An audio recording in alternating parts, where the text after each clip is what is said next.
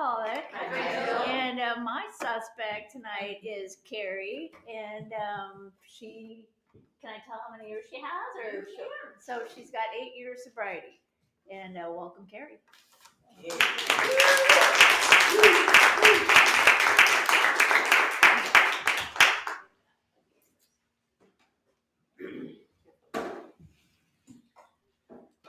Suspect. Okay. Well, I'm Cary, and I'm an alcoholic. Hi, Cary. And the first time I said that and really believed that was January 31st of 2017. That wasn't my beginning in AA, but that's when I really, truly, honestly believed that I was an alcoholic. And it took me a while. I started going to AA in 2013, so it took me a little while to get here.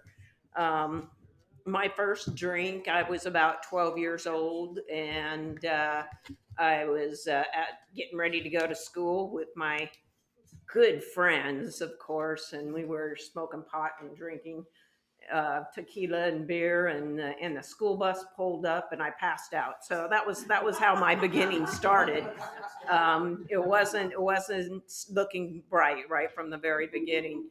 I went on throughout my school days being a party girl, going on weekend parties and keggers and things like that, and doing things that probably most girls weren't doing. But I thought that everyone was doing it. I thought that my behavior was just fine. Um, I did graduate from high school and went on to college.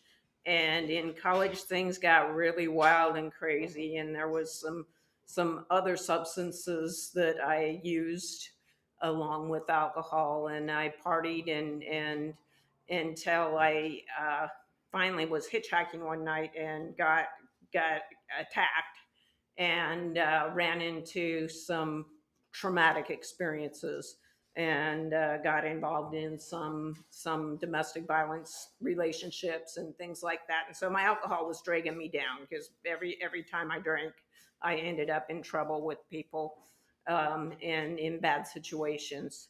Um, I straightened up my life and I went back to college and graduated from college and went to work, and I did really good for about, I don't know, 15 years or so. I didn't drink very often and did well at work. And then I got married.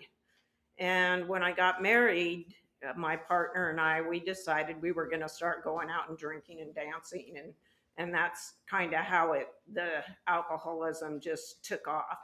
I started drinking every day, and every night I'd come home and rush home to cook dinner, and I'd start drinking at dinner and be passed out by 7 or 8 o'clock and get up and go to work and do it again the next day. And that was kind of how my life was going.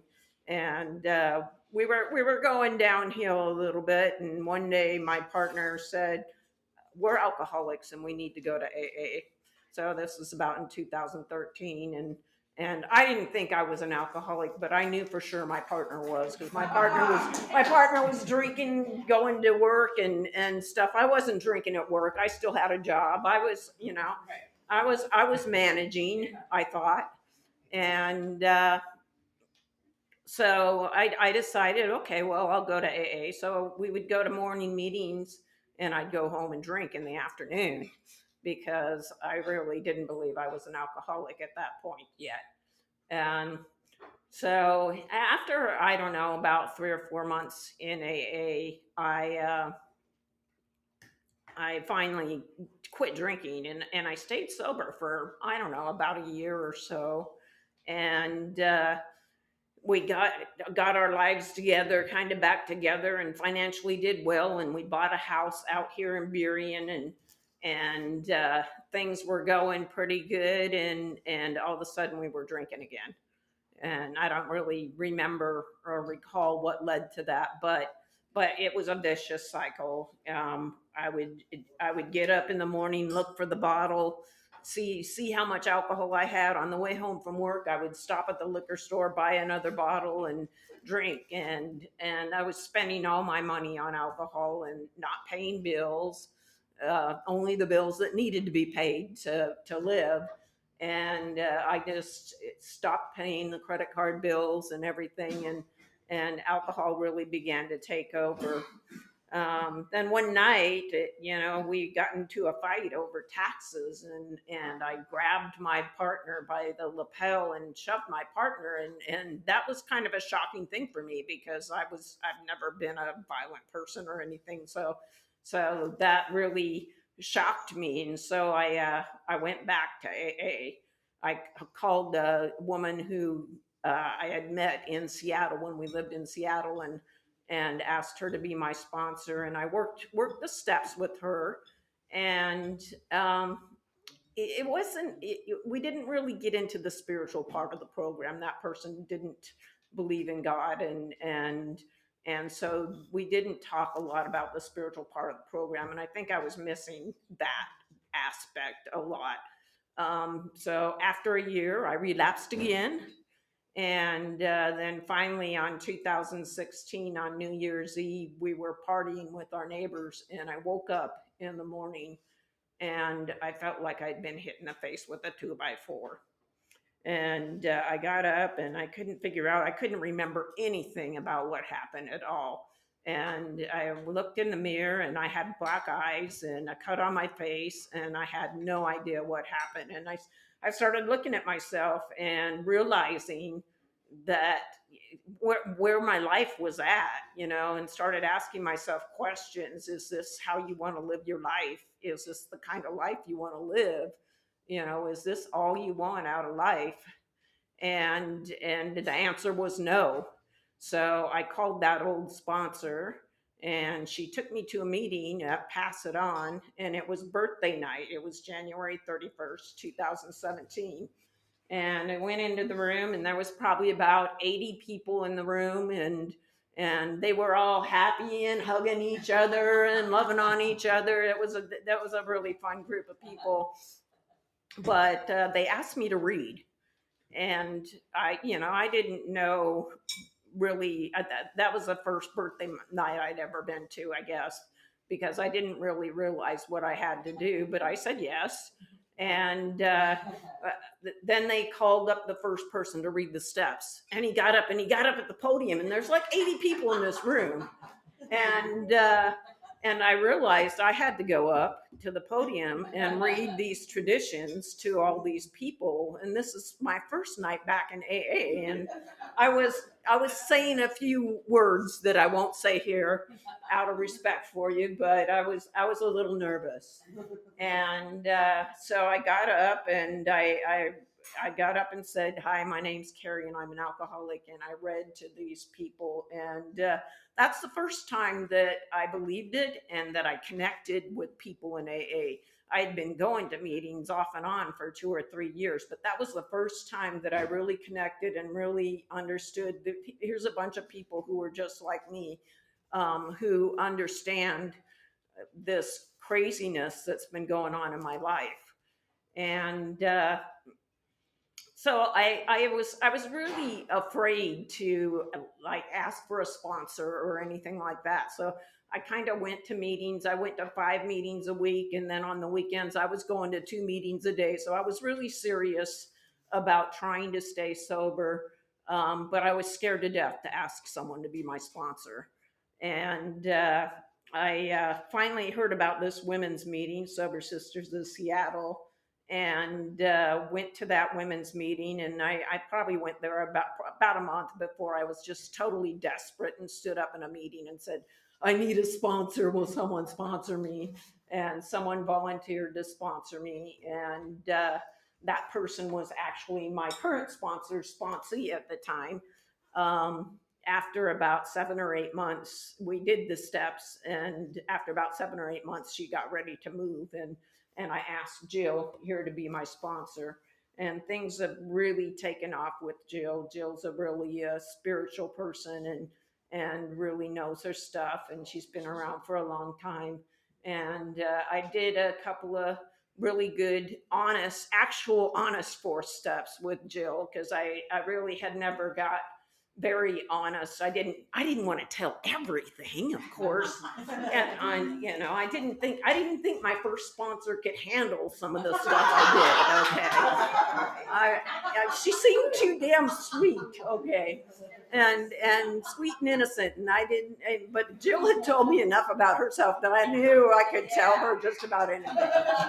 So, so you know, I've been working with Jill now for 6 or 7 years, and we work together almost weekly, and my life has gotten better, much better. I went through a divorce and made it without drinking, and I had to go through a move and selling my home and all that through the divorce. I paid back all my financial debt, which was a lot of money. Let me tell you, it took 5 years to pay back all the debt that I had.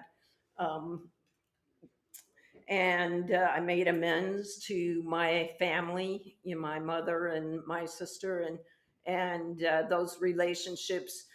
With my mom, it healed pretty quickly. With my sister, it took about 5 years before she was ready to even talk to me again. So, but my life and my relationships are getting better. Um, I can talk a little bit about the God thing, because when I came in, I did not want really anything to do with step two and step three.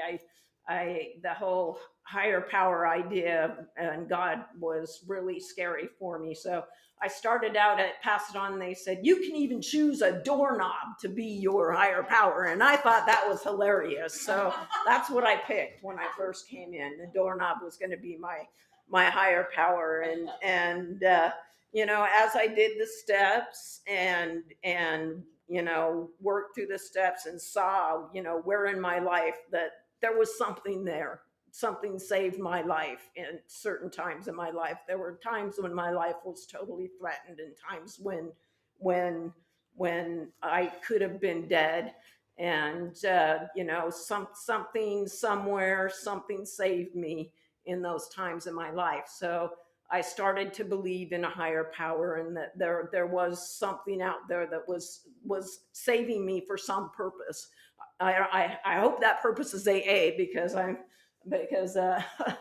not quite sure what that purpose is still to this day. It's something that I'm still seeking out.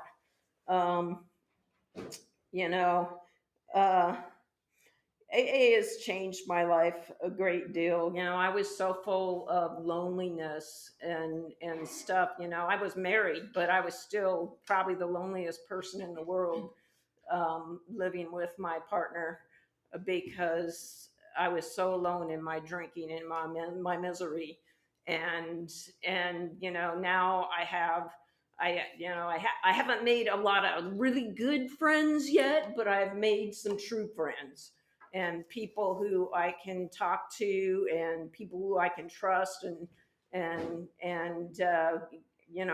fellowship. We've been able to go out in groups and go to Mariners games and go out to dinner, and a lot of things that I didn't have going on for me when I was married and living in my alcoholism.